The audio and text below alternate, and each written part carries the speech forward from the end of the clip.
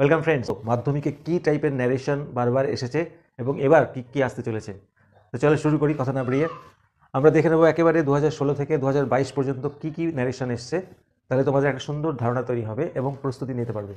দেখো, what has he done father said Swami, textual grammar, প্রশ্নবাচক, দেখতে পাচ্ছ। Next, is there anybody there said the traveller, প্রশ্নবাচক। What have you written Sachin, the teacher said, প্রশ্নবাচক। পরেরটাও প্রশ্নবাচক, এটাও প্রশ্নবাচক, এটাও প্রশ্নবাচক। অর্থাৎ 16 থেকে 22 অব্দি পর পর সব কোয়েশ্চেন অর্থাৎ প্রশ্নবাচকের ন্যারেশন এসছে। So be prepared. এরপরে শুধু কি প্রশ্নবাচক এসছে? হ্যাঁ এসছে বেশি করে, কিন্তু আগে অন্যান্যগুলো মিশিয়ে এসছে, খুব কম এসছে। তাহলে আমাদের সবগুলি জানতে হবে, কিন্তু প্রশ্নবাচকটা কিন্তু ভাইটাল। সো চলো শুরু করি। What has he done father said স্বামী, স্বামী বাবাকে জিজ্ঞেস করলো কি লিখেছে সে। তাহলে এটা একটা বিশেষ pattern. What has he done father, ফাদারটাকে ভিতরে রেখেছে, সেইড স্বামী, অর্থাৎ স্বামী সেইড টু হিজ ফাদার, একই জিনিস। তাহলে আমরা এটা শুরু করি। স্বামী সেইড বা সেইড টু থাকলে আস্কড হবে, ভালো করে শিখে নাও লাস্টবারের মতো। স্বামী আস্কড কাকে জিজ্ঞেস করেছে? বাবাকে। এই বাবাটাকে এখানে বের করে আনবো। স্বামী আস্কড হিজ ফাদার বা ফাদার, আচ্ছা কমা উঠে যাবে। এরপরে দেখো, রিপোর্টেড স্পিচটি WH ওয়ার্ড দিয়ে শুরু হয়েছে, হোয়াট, হুইচ, হাউ, হোয়ার এগুলো দিয়ে শুরু হলে সেটাই বসে যাবে। তাহলে এখানে হোয়াট আছে, হটই বসে যাবে। তারপরে রিপোর্টেড স্পিচের সাবজেক্টটি, এই যে রিপোর্টেড স্পিচ এর সাবজেক্ট হচ্ছে হি, তাহলে হিটা হি বসে যাবে। আচ্ছা এইবারে দেখো, রিপোর্টিং ভার্ব পাস্ট টেন্সে আছে, সেইড মানে পাস্ট টেন্স, তাহলে আমাদের এদিকেও পাস করতে হবে। বন্ধুরা এখানে আছে হ্যাজ, হ্যাজের past form had, what he had done, ডুডি ডান। একই রকমভাবে is there anybody there said the traveller, প্রশ্নবাচক, কিন্তু এটা কিন্তু WH ওয়ার্ড দিয়ে নেই, তাহলে তার নিয়মটা শিখে নিই। দ্য ট্রাভেলার আস্কড, যেহেতু WH ওয়ার্ড দিয়ে শুরু নেই, তাহলে আমরা ইফ বা ওয়েদার বসাবো। তারপরে বাকি দুটোর নিয়মই একই। আচ্ছা তারপরে দেখো, দেয়ার দিয়ে শুরু হয়েছে সেন্টেন্সটা, তাহলে ইফ দেয়ার, দেয়ারের আগে কি ছিল? ইজ।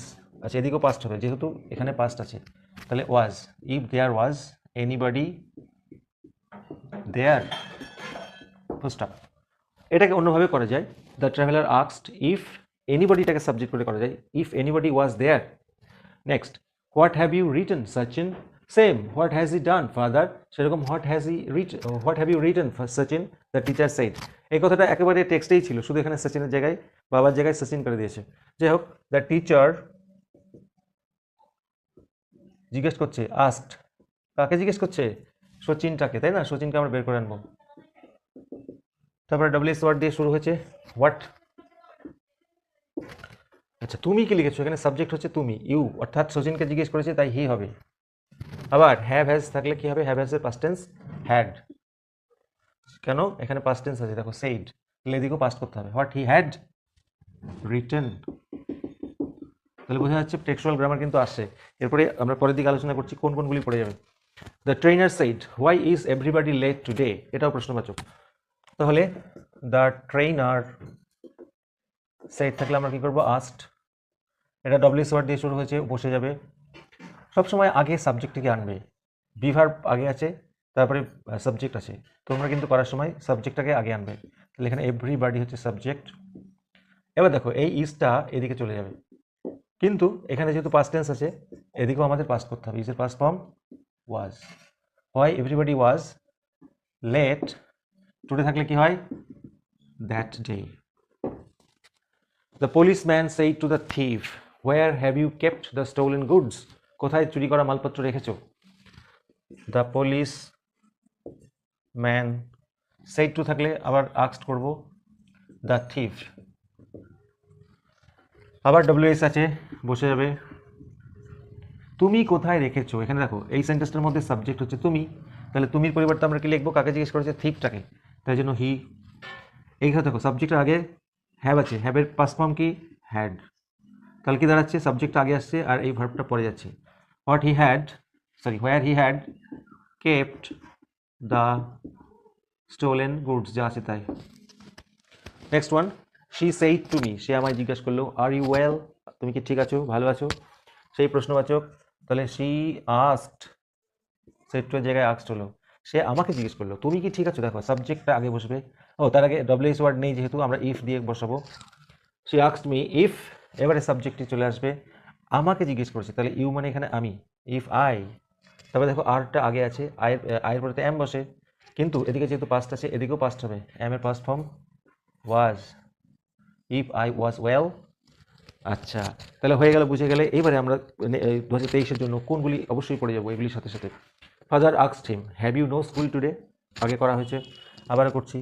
তাহলে ফাদার আস্কড এখানে দেওয়াই আছে, no problem. Father asked him, দেখো have you no school today, তোমার কি আর স্কুল নেই, তাহলে ডব্লিউএস ওয়ার্ড দিয়ে শুরু নেই, আমরা ইফ বা ওয়েদার বসালাম।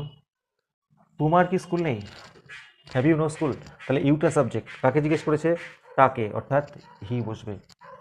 এবারে এটা তো আগে আসলো, এবার হ্যাভের পাস্ট ফর্ম কি একটু আগে আলোচনা করলাম, হ্যাড, নো স্কুল, টুডে থাকলে that day.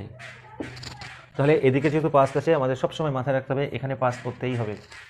Next one, father said to Swami does he always scold the students, খুব ইম্পর্টেন্ট। বাবা জিজ্ঞাসা করলো, তাহলে ফাদার আস্কড স্বামী, ডব্লিউএস নেই, তাহলে ইফ বা ওয়েদার। সে কি সবসময় বকে, সে তার সাবজেক্ট, তাহলে এখানে হি বসে যাবে, মানে টিচারের কথা বলেছে। এরপরে কি হবে, এরপরে দেখো এখানে তো ডাজ আছে, আমরা কি ডাজের পাস্ট টেন্স রিড করবো না, যখন ডু ডাজ থাকবে তখন আমাদের কিন্তু এটা ফলো করলে হবে না। তখন আমরা কি করব দেখো, এখানে তখন মেইন ভার্বের পাস্ট টেন্স করবো। তাহলে ইফ হি অলওয়েজ, অলওয়েজটা এখানে আছে, তখন আমরা মেইন ভার্বের পাস্ট টেন্স করবো। স্কোল্ডের past form scolded the students. দেখে নেবো আরও কিছু। Have you written anything about our teacher Samuel, Swami said to his father, তাহলে Swami asked his father, have দিয়ে শুরু হয়েছে, তাহলে আমরা ইফ করব, সাবজেক্ট আগে বসবে চেঞ্জ হয়ে, তুমি কি লিখেছো, অর্থাৎ বাবাকে জিজ্ঞেস করেছে, তাহলে হি। দেখো হ্যাভের পাস্ট টেন্স আবার কি হবে, হ্যাড, কেন এদিকে পাস্ট আছে, তাহলে এদিকেও পাস্ট করতে হবে, তাই তো। তাহলে if he had written anything about our teacher, মানে কাদের টিচার, দেয়ার টিচার স্যামুয়েল, ব্যাস। এরপরে আমরা আলোচনা করব আরও কিছু বিভিন্ন ধরনের ন্যারেশন, কারণ এগুলো এসেছে অল্প অল্প করে। স্বামী said I have a headache, স্বামী বলল আমার মাথা যন্ত্রণা হয়েছে, এটা অ্যাসার্টিভ সেন্টেন্স, এটা কিন্তু ইন্টারোগেটিভ নয়। তাহলে আমরা স্বামী সেইড থাকলে কি করব, সেইড, কমা উঠে এবার দ্যাট বসবে। স্বামী বলল যে আমার যন্ত্রণা হয়েছে, আমার মানে কার, স্বামীর, অর্থাৎ হি। আচ্ছা, এবার দেখো রিপোর্টিং ভার্ব পাস্ট, এদিকে হ্যাভ আছে, হ্যাভটার past tense had. If he had, sorry he had a headache. Next, father said to Swami dress up and go, খুব ইম্পর্টেন্ট কিন্তু, দিয়েও দিতে পারে। বাবা স্বামীকে বলল ড্রেস পরে নাও এবং যাও, অর্থাৎ অর্ডার করছে, তাই না। তাহলে এবার কিন্তু এটা imperative sentence, order, request, advice এগুলো। তাহলে ফাদার সেইড টু স্বামী, ফাদার এখানে অর্ডার করছে, তাই অর্ডার্ড, মাথায় রাখতে হবে কাকে অর্ডার করছে, স্বামীকে।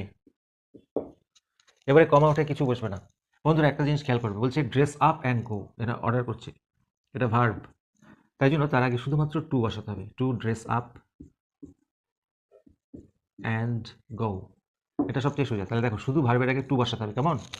Next, the man said to me may you live long, তুমি দীর্ঘজীবী হও। বন্ধুরা এটা কিন্তু অপটেটিভ সেন্টেন্স, প্রার্থনা করা বোঝাচ্ছে, সেক্ষেত্রে আমরা কী করবো, একটা প্র্যাকটিস করে নিই। দ্য ম্যান সেইড বা সেইড টু থাকলে উইশড করবো, এক্ষেত্রে যদি গড বোঝাই তখন আমরা প্রেড করব, কি করব, প্রেড। তাহলে দ্য ম্যান উইশড মি করবো না, কিন্তু এই মিটা বসাবো না এখানে, কেন, মানুষটি আমার কাছে প্রার্থনা করছে না, মানুষটি উইশ করলো, কম আউট দ্যাট, বলছে মে ইউ লিভ লং, এখানে সাবজেক্ট আগে বসবে, আমাকে উইশ করেছে, তাহলে আমি বুঝতেই পারছি এটা আমি হব। The man wish that I, আচ্ছা এবার মেয়েটা পরে যাবে, কিন্তু এদিকে যেহেতু পাস্ট আছে সেইড, তাহলে এদিকে মেয়ের পাস্ট টেন্স মাইট বসাতে হবে, আই মাইট লিভ লং।